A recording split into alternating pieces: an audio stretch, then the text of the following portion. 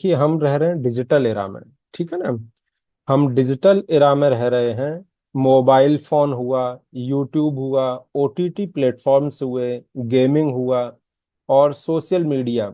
ये मैं छोटे बच्चों से लेकर और बड़े बच्चों तक के लिए ये लेक्चर डिजाइन किया गया है। ठीक है ना, केवल ये 1 1.5 साल 2 साल के बच्चों के लिए नहीं है। ठीक है। तो आज के डिजिटल इरा में ये लाइफ का एक हिस्सा बन चुकी हैं सारी चीजें। ठीक है ना। स्क्रीन देखिए खुद दुश्मन नहीं होता है, लेकिन अनकंट्रोल्ड हो, एक्सेसिव हो और डेवलपमेंटली इनअप्रोप्रिएट हो तो स्क्रीन एक्सपोजर बच्चों के लर्निंग को प्रभावित करता है, उनकी लैंग्वेज को डिले करता है, उनके अटेंशन को प्रभावित करता है, उनकी स्लीप को प्रभावित करता है और उनके बिहेवियर पर प्रभाव डाल सकता है। ठीक है ना। तो ध्यान ये रखना है कि इनअप्रोप्रिएट अगर है तो स्क्रीन एक्सपोजर नुकसान करेगा बच्चों को।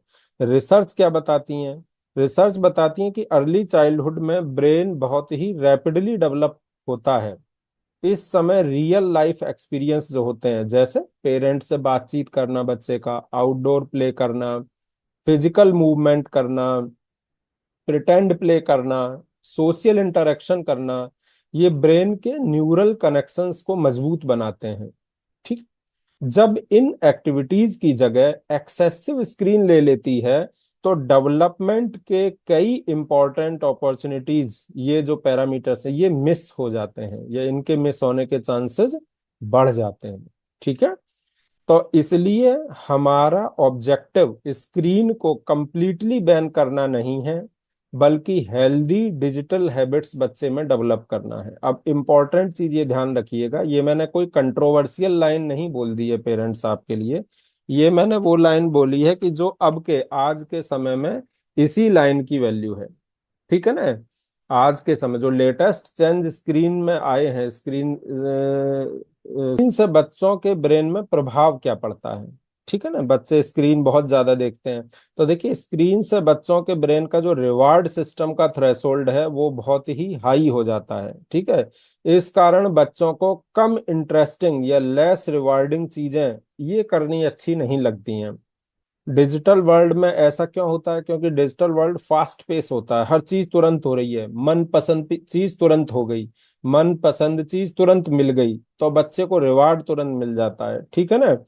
समझ रहे हैं ना, किसी ने बच्चे को थप्पड़ मारा और वो बच्चा मीडिया में उसे तुरंत सजा देगा तो तुरंत उसे मजा आ जाएगा, तो मीडिया में तो मार सकता है। अब बड़े ने किसी digital media, fast pace digital media brain के रिवार्ड सिस्टम थ्रेशोल्ड को हाई कर देती है, यानी बहुत लेस इंटरेस्टिंग चीजों में जो कि जनरली हमें बार बार रिवार्ड नहीं दे रही हैं, बार बार हमारे मन के मुताबिक नहीं हो रही हैं, बच्चे को आनंद आना बंद हो जाता है। तो ये एक बहुत बड़ी दिक्कत है जो स्क्रीन की वजह से बच्चों में डेवलप होती है। ठीक है। तो पेरेंट्स अब हम आगे बढ़ते हैं कुछ डेफिनेशंस पर। तो ये हुआ स्क्रीन टाइम रिडक्शन के लिए। अब देखिए एक्चुअली ब्रेन में हुआ क्या है, ब्रेन में होता क्या है जिसकी वजह से ये सारी दिक्कत आती है। शुरू के जो 7 इयर्स की एज है, 5 to 7 इयर्स की, उसमें ब्रेन में न्यूरॉन्स या कनेक्शंस बहुत रैपिडली डेवलप हो रहे होते हैं। ठीक है ना, हर सेकंड कनेक्शन डेवलप होते हैं। मैंने बहुत बार ये चीज आप, और एक्सपीरियंस जो होते हैं बच्चों को, वो इन कनेक्शंस में अपनी फॉर्मेशन डेवलप कर रहे होते हैं। जैसे मैंने इलेक्ट्रिक चीज, किसी चीज को छुआ और मुझे करंट लगा तो ये मेरी मेमोरी में डेवलप हो जाएगा, हमेशा के लिए बन जाएगा। तो ये एक्सपीरियंस शेप लेते हैं उस ड्यूरेशन में। ठीक है ना। तो पॉजिटिव रियल लाइफ एक्सपीरियंस जो होते हैं वो ब्रेन के कनेक्शंस को क्या करते हैं, शेपिंग करते रहते हैं, बराबर शेपिंग करते रहते हैं, चीजों को सिखाते रहते हैं, बहुत हेल्दियर और स्ट्रोंगर डेवलप होता है। बट वर्चुअल वर्ल्ड में क्या होता है, मोबाइल के वर्ल्ड में क्या होता है, बच्चे को कोई कनेक्शन ही नहीं है, बच्चा खुद से कुछ नहीं सीख रहा है, सब कुछ सामने स्क्रीन में घटित हो रहा है। तो स्क्रीन के एक्सपीरियंस से बच्चे के ब्रेन की शेपिंग नहीं होती है।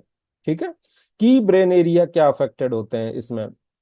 पहला जो सबसे इंपॉर्टेंट ब्रेन एरिया जो बच्चे का अफेक्ट होता है वो होता है pre frontal cortex. Pre frontal cortex क्या करता है, बच्चे में जो फोकस करने की क्षमता है, अटेंशन देने की क्षमता है, डिसीजन लेने की क्षमता है, खुद को कंट्रोल करने की, कहाँ पे बोलना है, कहाँ पे चुप रहना है, कहाँ दौड़ना है, कहाँ रुक जाना है। ठीक है ना। तो ये सारी चीजों में प्री फ्रंटल कॉर्टेक्स का रोल प्ले होता है, और स्क्रीन इसी एरिया के डेवलपमेंट को स्लो कर देती है बच्चे के। तो प्री फ्रंटल कॉर्टेक्स एरिया का डेवलपमेंट स्लो हो जाता है। अटेंशन सिस्टम बच्चे का, अब फास्ट कट्स हैं, कांस्टेंट स्टिमुलेशन मिल रहा है, तो बच्चे का क्या हो जाता है, sustained attention real life task में बहुत कम हो जाता है। कैसे कम हुआ है, एकदम हर चीज फास्ट हो रही है ना, एकदम रैपिड टर्न आ गया, रैपिडली आप किसी उस जगह से कूद गए, यही तो बच्चे देखते रहते हैं। तो उससे बच्चे का अटेंशन हर सेकंड चेंज हो रहा है, बहुत तेजी से सेकंड सेकंड पे चेंज हो रहा है। तो हमें अटेंशन क्या चाहिए, मैथमेटिक्स करनी है तो लंबी, फॉर्मूला लंबे लंबे हैं, बट बच्चे का अटेंशन तो हर सेकंड पर नई चीज देखने का बन चुका है। तो फिर वो भागता है इन सारी चीजों से, तो अटेंशन सिस्टम बच्चे का पुअर हो जाता है इसी वजह से। ठीक है। मेमोरी और लर्निंग बच्चे की स्क्रीन की वजह से जो है डीप नहीं हो पाती। बच्चे डीप लर्निंग में क्या चीज होती है, डीप लर्निंग में आपको सबसे पहली चीज समय देना होता है, दूसरी चीज रिपीट करना होता है, तीसरी चीज एक्टिव एंगेजमेंट होना चाहिए, तब कोई चीज आपकी लॉन्ग टर्म मेमोरी में जाती है। ठीक है ना। अब यहाँ पे क्या हो रहा है, जो बच्चे स्क्रीन डिपेंडेंट हो जाते हैं, उन्हें कुछ याद करने की जरूरत ही नहीं है, उन्हें रिपीट करने की जरूरत ही नहीं है, मोबाइल सब रिपीट कर दे रहा है। मोबाइल सब खुद से, उस समय से पहले ही मोबाइल खुद चीजों को बता दे रहा है। तो बच्चे की अपनी स्किल डेवलपमेंट रुक जाती है। इमोशनल रेगुलेशन, बहुत ज्यादा जो बच्चे स्क्रीन डिपेंडेंट होते हैं वो आपने देखा होगा बड़े चिड़चिड़े हो जाते हैं, एनजाइटी बहुत, जैसे ही मोबाइल छीनेंगे चिड़चिड़े हो जाएंगे, मारने पीटने लगेंगे। इमोशनल आउटबर्स्ट उन बच्चों में बढ़ जाता है। क्यों? क्योंकि इमोशनल रेगुलेशन बच्चों का जो सेल्फ कंट्रोल है, इमोशनल रेगुलेशन सेंटर है, ये सब डिप्रेस हो जाते हैं। ठीक है। चौथी चीज जो मैंने अभी थोड़ी देर पहले डिस्कस की, कि ब्रेन के रिवार्ड सिस्टम का जो थ्रेशोल्ड वो बहुत हाई हो जाता है। जैसे जनरली होता क्या है, जब बच्चा स्क्रीन देखता है तो उसको तुरंत तुरंत मजा आता रहता है, तुरंत तुरंत रिवार्ड मिलता है, बड़ी जल्दी जल्दी, एक एक मिनट क्या, आधा आधा मिनट पर रिवार्ड मिलेगा, ये कूद गया, उसने उसको मार दिया, उसने इसको मार दिया, उसने उसको कुछ कहा तो ये हो गया। तो रिवार्ड सिस्टम तुरंत मिल रहा, बच्चा तुरंत तुरंत हर मिनट पर खुश हो रहा है। प्रैक्टिकल लाइफ में तो ऐसा कुछ है ही नहीं है। तो बच्चे में ये थ्रेशोल्ड ही डेवलप नहीं हो पाता कि मुझ में धैर्य रखने की क्षमता होनी चाहिए। तो इन बच्चों का रिवार्ड सिस्टम अब वो होने की वजह से इनमें धैर्य रखने की क्षमता भी चली जाती है। तो अब मुझे लगता है आप इस चीज को थोड़ा थोड़ा समझने की कोशिश कर रहे होंगे। ठीक है। रिलीज होता है, वो रिलीज होना कब चाहिए, जब हम कोई बहुत अच्छा काम करें, बहुत मेहनत से करें, तब डोपामिन रिलीज होता है, तो सच्ची खुशी मिलती है। और जब टेलीविजन डोपामिन रिलीज करती है तो थोड़े थोड़े समय पर डोपामिन रिलीज करती रहती है, तो डोपामिन आउटबस्ट हो जाते हैं। डोपामिन आउटबस्ट होने से बच्चे पर नेगेटिव इफेक्ट पड़ता है, पॉजिटिव इफेक्ट पड़ने की जगह। ठीक है ना। तो ये सारी चीज कराया है, समय देकर के रिलीज कराया है, तो ये लर्निंग और एक्सप्लोरेशन में मदद करता है, फोकस और सेल्फ कंट्रोल में मदद करता है। ठीक है ना। हमारे लॉन्ग टर्म हैप्पीनेस को सपोर्ट करता है। जबकि टू मच डोपामीन, बार बार डोपामीन रिलीज हो रहा है स्क्रीन देख देख कर खुश हो होकर, इससे क्या होता है, इंस्टेंट रिवार्ड होता है लेकिन एफर्ट जीरो होता है। बच्चे को रिवार्ड तो मिल रहा है लेकिन प्रयास क्या है, जीरो। अब आप सोचिए कि आपको कोई चीज बिना मेहनत के मिलने लगे, कितने देर इंटरेस्ट रहेगा। ठीक है ना। क्रेविंग होती है, बार बार स्क्रीन टाइम को चाहने की क्रेविंग होती है ना, जैसा एलएसडी लेने वाले लोगों को हो जाती है वैसे। ठीक है ना, या अल्कोहल डिपेंडेंट लोगों को होती है। पुअर सेल्फ सेल्फ कंट्रोल हो जाता है, अपने ऊपर कंट्रोल ही नहीं है, तुरंत बच्चा गुस्सा हो जाएगा। ठीक है ना। मूड स्विंग्स बहुत ज्यादा होते हैं बच्चे के अंदर, कभी बहुत खुश, तुरंत रोने लगेगा, कभी बहुत अच्छा, कभी एकदम बेकार, है ना। इरिटेबिलिटी डेवलप होने लगती है। तो ये क्यों हो रही है, टू मच डोपामीन के वजह से, स्क्रीन डोपामीन हम इसको बोलते हैं। ठीक है। अंतर क्यों आ रहा है ये सारी चीजों का, क्योंकि रियल लाइफ डीप फोकस मांगती है, स्ट्रांग मेमोरी मांगती है, डेवलप कराती है, बेटर कम्युनिकेशन होता है रियल लाइफ एक्सपीरियंसेस से, इमोशनली बच्चा बैलेंस रहता है, कॉन्फिडेंस इनमें डेवलप होता है ना, प्रॉब्लम सॉल्विंग स्किल बच्चों में रियल लाइफ चैलेंजेस से डेवलप होती है। जबकि एक्सेसिव स्क्रीन से क्या क्या नुकसान हो रहे हैं, बच्चे को कंसंट्रेशन पुअर हो जा रही है, मेमोरी वीक हो जा रही है, रिपीट क्योंकि स्क्रीन ही करे दे रही है, लैंग्वेज डिले हो जा रही है बच्चों की, क्योंकि उसको बोलने या इंटरेक्ट करने की जरूरत ही नहीं है, स्क्रीन ही सब बोल दे रही है। मूड स्विंग्स होते हैं बच्चे के, सोशल विड्रॉल हो जाता है बच्चा, दोस्त वगैरह बन ही नहीं पाते बच्चों के, है ना। लेस फिजिकल एक्टिविटी होती है तो ओबेसिटी टाइप हो जाती है, और थके थके बच्चे महसूस करते हैं बिना कुछ किए। ठीक। तो अब हम इसको समझने की कोशिश करते हैं कि ब्रेन डेवलपमेंट की टाइमलाइन क्या है, थोड़ा सा इसको समझते हैं। देखिए, शुरू के जो 2 साल हैं, मैंने आपको कई बार ये चीज बताई भी है, उसमें ब्रेन रैपिडली ग्रो होता है और सेंसरी एक्सपीरियंसेस उसमें बहुत ज्यादा होते हैं फर्स्ट 2 इयर्स में, ठीक है ना। और 2 से 5 साल की जो एज होती है वो लैंग्वेज एक्विजिशन की होती है, इमेजिनेशन की, बच्चा कल्पना करेगा, है ना, सोशल स्किल डेवलप करने की होती है। 6 से 10 साल की स्किल जो होती हैं, सॉरी ईयर्स जो होते हैं, उसमें एकेडमिक स्किल बच्चा डेवलप करता है, मेमोरी डेवलप करता है, रीजनिंग डेवलप करता है, सेल्फ कंट्रोल सीखता है। और 11 साल से ऊपर का बच्चा अपनी आइडेंटिटी खुद डेवलप करता है, डिसीजन मेकिंग करता है, और इमोशनल बैलेंस उसके और अच्छे हो जाते हैं छोटी उम्र के कंपैरिजन में। बट इनको, इस चीज को, इन सारी चीजों को एज के अकॉर्डिंग आने के लिए आपको क्या क्या करने की जरूरत होती है, ये भी थोड़ा सा देखे लेते हैं। बुक्स को रीड करने की, फिजिकल एक्टिविटी करने की, फैमिली में समय देना और कन्वर्सेशन करने की, म्यूजिक सुनना या क्रिएटिव प्ले करने की, पजल्स को सॉल्व करना या प्रॉब्लम सॉल्विंग एक्टिविटीज को करने की। अच्छी नींद बच्चों के लिए 9 से 11 घंटे की होती है, 9 to 11 आवर्स। स्पेशली हमारे जो ऑटिस्टिक चिल्ड्रन होते हैं, स्पेशल चिल्ड्रन, उनको 9 to 11 आवर्स के बीच में अपनी स्लीप रखनी चाहिए ना। और हेल्दी फूड एंड हाइड्रेशन और नेचर एंड आउटडोर एक्सपीरियंसेस, तो ये सारी चीजें मिला करके हमारे ब्रेन को अच्छा ग्रो कराती हैं। ठीक है, तो पेरेंट्स आपको ये ध्यान रखना है कि पावर हाउस बच्चे का आप ही हैं। चिल्ड्रन आपको देखकर इमिटेट करते हैं, तो एक अच्छे रोल मॉडल बनने की हमें कोशिश करना है। अगर हमारी पर्सनल लाइफ में ये चीजें नहीं आई हैं, तो बहुत मुश्किल है कि बच्चे की लाइफ में हम इन चीजों को डेवलप कर पाएं। इस बात को बहुत ध्यान से समझने की जरूरत है। पहला पॉइंट ही मैंने ये लिखा है कि आपको रोल मॉडल बनना है। अब आपका समय, आपका अटेंशन, आपका इन्वॉल्वमेंट, ये मैटर करता है, ना कि कोई ऐप, कोई डिवाइस, कोई बहुत अच्छा महंगा खेलने का कोई गेम, नहीं, ये मैटर नहीं करते। बच्चे से बात करना, बच्चे को सुनना, बच्चे के साथ खेलना और उसको एक्सप्लोर करना, यही बच्चे के डेवलपमेंट के आधार होते हैं, ठीक है ना। समझ रहे हैं? तो आपको इस चीज का बहुत अच्छे से ध्यान रखना है। तो बच्चे का ब्रेन कोई कंटेनर नहीं है कि हम उसमें चीजें भरते जाएं, ये गार्डन है जिसको हमें नर्चर करना है, ठीक। आते हैं अब हम बहुत इंपॉर्टेंट डेफिनेशंस की तरफ, कुछ इंपॉर्टेंट चीजें जो आपको पता ही होनी चाहिए। डब्ल्यूएचओ क्या रिकमेंड करता है? डब्ल्यूएचओ के अनुसार 5 साल से छोटे बच्चों के लिए हेल्दी मूवमेंट, एडिकेट स्लीप और लिमिटेड सेडेंटरी स्क्रीन टाइम बहुत जरूरी है। अब इस बात को समझिए बहुत ध्यान से। डब्ल्यूएचओ क्या रिकमेंड कर रहा है कि बच्चे में आउटडोर फिजिकल एक्टिविटी जरूर होनी चाहिए। ज्यादा लंबे समय तक बच्चा बैठा हुआ नहीं रहना चाहिए, लॉन्ग टर्म सिटिंग अवॉइड करनी है। पैसिव स्क्रीन एक्सपोजर जितना कम हो सके कम करते चले जाना है। स्लीप और प्ले को कभी भी स्क्रीन रिप्लेस ना कर पाए, इस चीज का हमें बहुत ज्यादा ध्यान रखना है। ऐसा नहीं कि सोने का समय भी स्क्रीन ने खा लिया बच्चे का और खेलने के समय भी वो स्क्रीन देख रहा है बच्चा। तो डब्ल्यूएसओ का मेन मैसेज क्या है? बच्चों को बैड बनाने की जरूरत नहीं, जैसा कि वो बैड है कि वो टीवी ज्यादा देख रहा है या वो मोबाइल ज्यादा देख रहा है। बेसिकली ये सारी चीजें ऐसे डिजाइन की गई हैं कि बच्चा अपने आप अट्रैक्ट होगा, अपने आप बैठा रहेगा, है ना।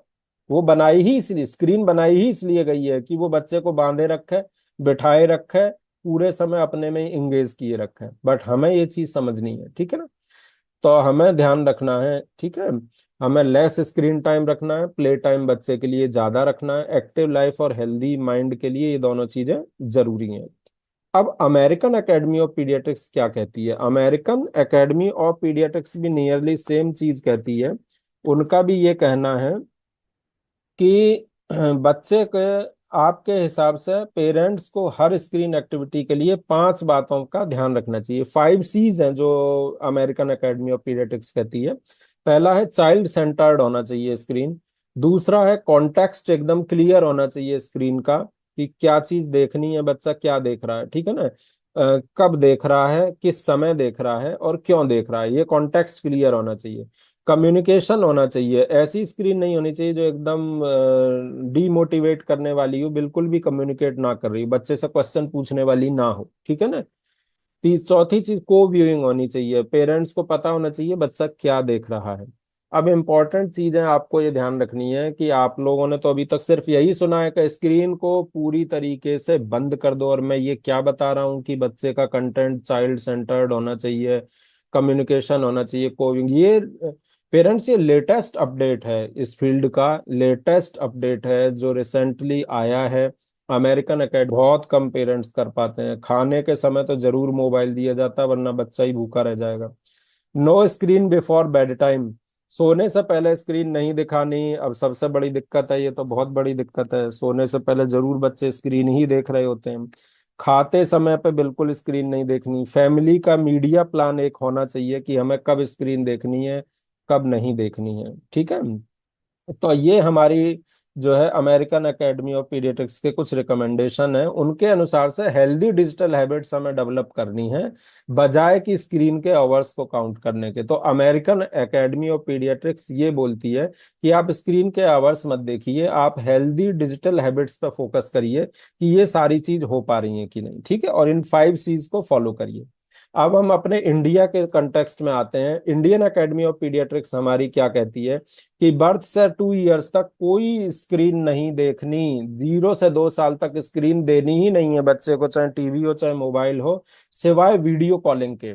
यानी हम 2 साल से कम के बच्चों को, जैसे किसी के फादर बाहर रहते हैं तो बच्चे को देखना ही चाहेंगे, बात करेंगे ही, तो इसीलिए वीडियो कॉलिंग को केवल अलाउ किया गया कि बच्चे से वीडियो कॉलिंग पर क्वेश्चन पूछे जाते हैं, इंटरेक्शन होता है थोड़ा, ठीक है।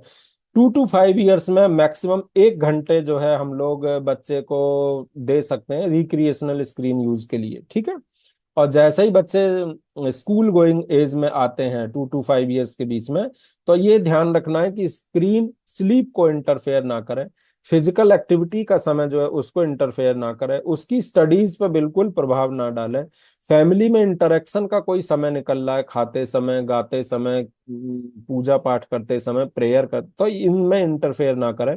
और सोशल डेवलपमेंट में बच्चे के इंटरफेयर ना करें। तो स्कूल गोइंग बच्चों में 1 आवर हम लोग स्क्रीन टाइम यूज कर सकते हैं, बट वो कम्युनिकेटिव स्क्रीन टाइम होना चाहिए, रिक्रिएशनल होना चाहिए, ठीक है ना। तो अब इम्पोर्टेंट फैक्ट क्या निकला कि स्क्रीन टाइम सिर्फ ड्यूरेशन का इश्यू नहीं है, जो हम पहले केवल यही चीज कहते रहते थे कि ड्यूरेशन बिल्कुल 0 कर दो या आधे घंटे से ऊपर ना हो। स्क्रीन टाइम ड्यूरेशन का इश्यू नहीं है। स्क्रीन टाइम के आधार पर जो नई रिसर्च की गई है वो कहती है कि कंटेंट की क्वालिटी क्या है, देख क्या रहा है बच्चा, पेरेंट साथ में देख रहे हैं कि नहीं, सुपरविजन है कि नहीं, टाइमिंग क्या है कंटेंट को देखने की, बच्चे की एज क्या है, अगर वो 2 साल से कम है तो 0 ही रखना है, ठीक है, केवल वीडियो कॉलिंग में। चाइल्ड का डेवलपमेंटल प्रोफाइल क्या है, क्या वो ऑटिज्म के लाइन पर बच्चा चल रहा है, तो वहां आपको और स्ट्रिक्टर पैरामीटर्स रखने होंगे, ठीक है। ये नॉर्मल बच्चे के लिए है। फैमिली इन्वायरमेंट क्या है, आपकी परिवार का इन्वायरमेंट क्या है। तो स्क्रीन हमेशा बैड नहीं होती है, अगर बच्चा एजुकेशनल वीडियो देखता है, लेकिन बट वही आ जाता है कि बच्चा एजुकेशनल देख रहा है बट कम्युनिकेशन नहीं कर रहा है, ठीक है। तो इस चीज को ध्यान रखना है कि हमें आउटडोर एक्टिविटी में, पढ़ने में, कन्वर्सेशन करने में, इंडिपेंडेंट प्ले में। अच्छा, ऑटिस्टिक बच्चे जो होते हैं, जो हमारे ऑटिज्म और एडीएचडी के बच्चे होते हैं, उनमें स्क्रीन यूज का पैटर्न थोड़ा अलग हो सकता है। कई बच्चे विजुअल लर्निंग की वजह से जो है स्क्रीन को प्रीफर करते हैं, कई बच्चे सेंसरी रेगुलेशन के लिए स्क्रीन को प्रीफर करते हैं, कई बच्चे सेंसरी रेस्ट्रिक्टेड इंटरेस्ट के लिए कारण भी स्क्रीन फिक्सेशन डेवलप कर लेते हैं, ना। क्योंकि हम जानते हैं ऑटिज्म की ये पहचान है, रेस्ट्रिक्टेड इंटरेस्ट होना, है ना, सेंसरी प्रॉब्लम्स होना। तो वो सेंसरी क्वेंट्स के लिए इनको यूज कर लेंगे ना। इसलिए इन बच्चों में ऑब्जेक्टिव सिर्फ स्क्रीन हटाना नहीं होना चाहिए। तो जो हमारे ऑटिज्म और एडीएचडी के बच्चे हैं उनमें सिंपली हमारा टारगेट ये नहीं होना चाहिए कि हम स्क्रीन को 0 कर दें। तो क्या होना चाहिए उनमें, क्योंकि हम तो यही जानते हैं कि स्क्रीन को 0 कर दीजिए, सब सारा ऑटिज्म सही हो जाएगा, है ना। ज्यादातर पेरेंट्स यही बोलते हैं जैसे ही आते हैं, ठीक है। तो जरूरत क्या है, क्या चीज करने की जरूरत है, बेटर सेल्फ रेगुलेशन सिखाने की जरूरत है बच्चे को, बेटर फ्लेक्सिबिलिटी डेवलप करने की जरूरत है बच्चे के अंदर, बेटर कम्युनिकेशन डेवलप करने की जरूरत है बच्चे के अंदर, प्ले स्किल्स अच्छी करने की जरूरत है बच्चे की, और फैमिली इंटरेक्शंस को बढ़ाना चाहिए। बेसिकली स्क्रीन को हटाने की जगह हमको इन चीजों को पहले लाना है, जो मैं आपसे हमेशा कहता हूं कि कोई भी चीज हटाने से पहले कुछ नई चीजें ऐड करिए। तो ऑब्जेक्टिव ये होने चाहिए आपके, ना कि सीधे सीधे स्क्रीन को हटाना। ठीक। अब नॉर्मल बच्चे भी तो स्क्रीन बहुत देखते हैं, सारे नॉर्मल बच्चे देखते हैं, हम न्यूरोटिपिकल चिल्ड्रंस बहुत स्क्रीन देखते हैं ना। तो टिपिकली डेवलपिंग जो बच्चे होते हैं उनमें भी एक्सेसिव स्क्रीन यूज किस वजह से होता है?